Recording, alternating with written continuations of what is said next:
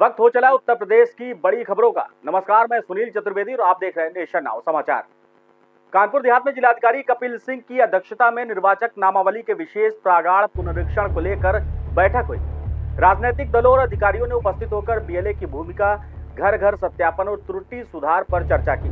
जिलाधिकारी ने कहा कि मतदाता सूची का अद्यतन और पारदर्शिता लोकतंत्र की मजबूती का आधार, इसलिए सभी दल सहयोग सुनिश्चित करें। नमस्कार कानपुर देहात वासियों, मैं आपका जिला निर्वाचन अधिकारी कपिल सिंह बोल रहा हूं। और जैसा आप जानते हैं कि 4 नवंबर से लेकर 4 दिसंबर तक स्पेशल इंटेंसिव रिवीजन यानी एसआईआर भारत निर्वाचन आयोग के निर्देश पे किया जा रहा है। हमारे सारे बूथ लेवल ऑफिसर्स यानी कि बीएलओ वो प्रत्येक वोटर के घर पे, जो 2025 की वोटर लिस्ट हमारी छपी थी यहाँ पर, उस प्रत्येक वोटर के घर पे जाके एन्यूमरेशन फॉर्म यानी कि ईएफ वो 2 प्रतियों में प्रत्येक वोटर को घर जाके दे रहे हैं। उसमें आपको अपनी डिटेल्स भरनी है और अगर मान लीजिए कि 2003 की वोटर लिस्ट में आपका नाम था या आपके घर परिवार के पिता या माता पिता या किसी का नाम उसमें था तो उसकी डिटेल्स आपको देनी है। अगर आपके पास डिटेल्स हैं तब भी ठीक है, नहीं है तो भी आप बस बीएलओ को बता दीजिए। उसमें बहुत छोटी मोटी चीज़ें हैं, 2-3 चीज़ें हैं जो आपको अपनी भर के उस फॉर्म के अंदर आपको देनी है। जो एन्यूमरेशन फॉर्म है उसके आगे जो है, जो कॉलम्स हैं उसके अंदर कोई डिटेल्स देनी है, पीछे क्या क्या चीज़ें हैं, दोनों साइड पे चीज़ें लिखी हुई हैं, उसको पढ़ लीजिए। और ये अभियान हमारे पूरे के पूरे जनपद कानपुर देहात में हम लोग कर रहे हैं। हमें सारे नागरिकों की सहयोग की आवश्यकता है कि जो booth level officer enumeration form आपके घर पे दे के जा रहा है उसमें डिटेल्स भर के दस्तखत करके आप जो है वो फॉर्म दोबारा बीएलओ को दे दीजिए। इसमें आप सहयोग करिए और प्रत्येक वोटर को अपना डिटेल्स भर के बीएलओ को देना है। कानपुर में जिला पिछड़ा वर्ग कल्याण अधिकारी बीरपाल का 20,000 रुपए रिश्वत लेते वीडियो वायरल हो गया। वीडियो सामने आते ही विभाग में हड़कंप मच गया। उच्च अधिकारियों ने तत्काल जांच के आदेश भी दे दिए हैं। अब नजरें इस बात पर है कि आरोपी अधिकारी पर कड़ी कार्रवाई होती है या मामला सिर्फ जांच भर में सिमट कर रह जाता है। पिछड़ा विभाग में जो है कल एक वीडियो है जिसको लेकर के क्या कार्रवाई करेंगे? ये वीडियो कल रात में ही जिला प्रशासन के संज्ञान में आया है और जिला प्रशासन की तरफ से इसमें आगे जो संबंधित विभाग है, पिछड़ा वर्ग कल्याण विभाग, उनके अधिकारियों से वार्ता की गई है जो इसमें परीक्षण करके और अग्रिम नियमानुसार कार्रवाई इसमें की जाएगी। कानपुर में 40 साल से फरार हत्या आरोपी प्रेम प्रकाश उर्फ पप्पू को कानपुर पुलिस ने गोंडा से पकड़ लिया। आरोपी ने नाम बदलकर प्रेम कुमार बनकर जीवन बिता रहा था। 1982 की हत्या के मामले में गैर जमानती वारंट जारी था। डीसीपी के अनुसार कोतवाली और फीलखाना पुलिस टीम की मेहनत से गिरफ्तारी संभव हो पाई। टीम को 25,000 रुपए का इनाम दिया गया है। देखिए, एक 1982 का एक मर्डर का एक केस है, 332/1982, 302 का ये मामला था और उसमें 4 एक्यूज उस समय तत्समय पकड़े गए थे। उनके खिलाफ चार्जशीट लगी थी और प्रभावी पैरवी करके इसमें सज़ा भी कराई गई थी 1985 में। उसके उपरांत चारों ने अपील दायर किया माननीय हाईकोर्ट में और अपील दायर करने के बाद इन्होंने माननीय हाईकोर्ट से अपनी बेल भी स्वीकृत करा ली। बेल स्वीकृत कराने के बाद जो 3 एक्यूज़ थे वो तो कोर्ट के सामने प्रोड्यूस हो रहे थे अपने अपील में, लेकिन जो चौथा एक्यूज़ है प्रेम कुमार, ये कोर्ट के सामने प्रोड्यूस नहीं हो रहा था।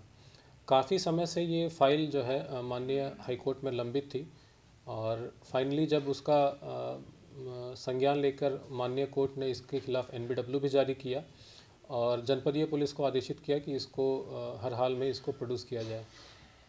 इसमें जो समस्या ये थी कि चूँकि 43 साल पुराना मामला था, जो भी डॉक्यूमेंट्स इसके थे, चाहे वो कोर्ट के हों, चाहे वो थाने के हों, चाहे वो जेल के हैं, मैक्सिमम डॉक्यूमेंट्स जो थे वो बीट आउट हो चुके थे या फिर मिल नहीं रहे थे। तो इसके संबंध में कोई भी सूचना हमारे पास उपलब्ध नहीं थी।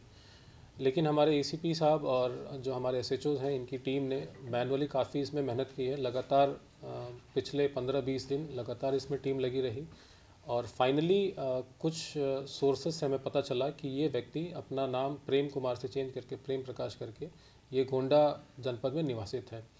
उसके उपरांत हमारी टीम वहाँ पे गई और पूछताछ के बाद फिर इसको गोंडा से अरेस्ट किया और अब इसको माननीय न्यायालय के समक्ष प्रोड्यूस किया जा रहा है। चूँकि इस पूरी कार्रवाई में बहुत ज़्यादा मेहनत की गई है पूरी टीम के द्वारा और बहुत अल्प समय में, जिसके कोई भी सुराग नहीं था और इस टीम ने गिरफ्तारी की है, तो मेरी तरफ से पूरी टीम को 25,000 रुपये का इनाम भी घोषित किया जा रहा है।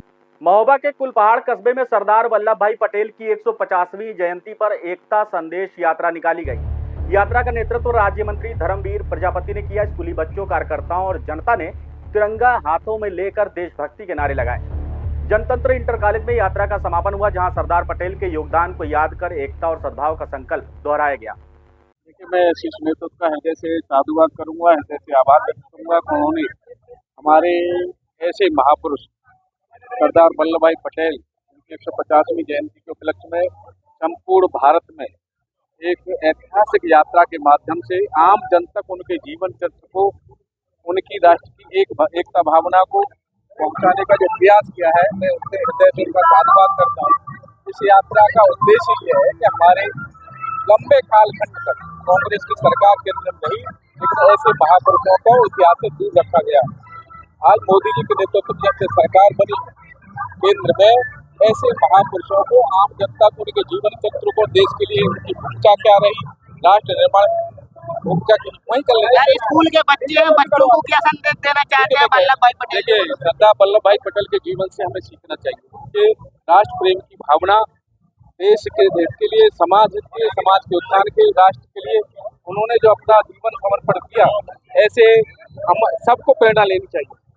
औरैया में बिदुना क्षेत्र के 80 वर्षीय सियाराम शाह के अपनी बेटी के घर धार्मिक कार्यक्रम में जा रहे थे, तभी तेज रफ्तार बाइक ने टक्कर मार दी। बुजुर्ग की मौके पर मौत हो गई। पुलिस ने बाइक चालक को हिरासत में ले लिया है। हादसे ने परिवार में कोहराम मचा दिया है। स्थानीय लोग सड़क सुरक्षा को लेकर नाराजगी जता रहे हैं।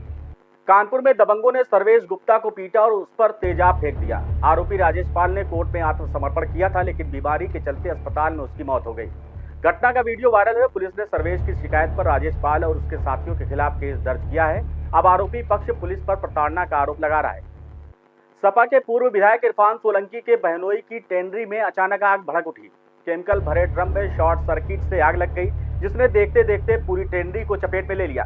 फायर ब्रिगेड की 3 गाड़ियों ने 4 घंटे बाद आग पर काबू पाया। लाखों का सामान जलकर खाक हो चुका है। टेनरी में सुरक्षा मानकों का अभाव भी पाया गया, जिस पर नोटिस जारी किया गया है।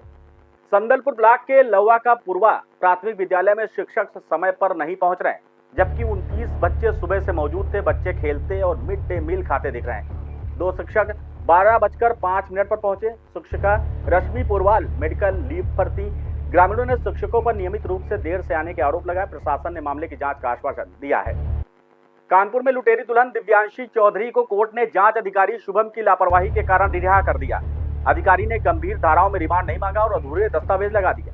मामले में पुलिसकर्मियों की संलिप्तता, कॉल डिटेल और लेन देन के सबूत सामने आ रहे हैं। ज्वाइंट सीपी ने विभागीय जांच और पूरे सिंडिकेट की जांच कमेटी गठित की है। कानपुर रोड स्थित सिटी माउंटेन्सरी स्कूल में 26वां अंतर्राष्ट्रीय मुख्य न्यायाधीश सम्मेलन जारी है। 52 देशों के न्यायाधीश, पूर्व उपराष्ट्रपति और प्रधानमंत्री शामिल हैं। सीएम योगी ने उद्घाटन किया और कहा कि वैश्विक आतंकवाद, साइबर सुरक्षा और जलवायु संकट पर डायलॉग भी जरूरी है। सम्मेलन का मकसद विश्व समस्याओं पर न्यायविदों के बीच प्रभावी समाधान तलाशना है। बने रहिए हमारे साथ और देखते रहिए नेशन नाउ समाचार।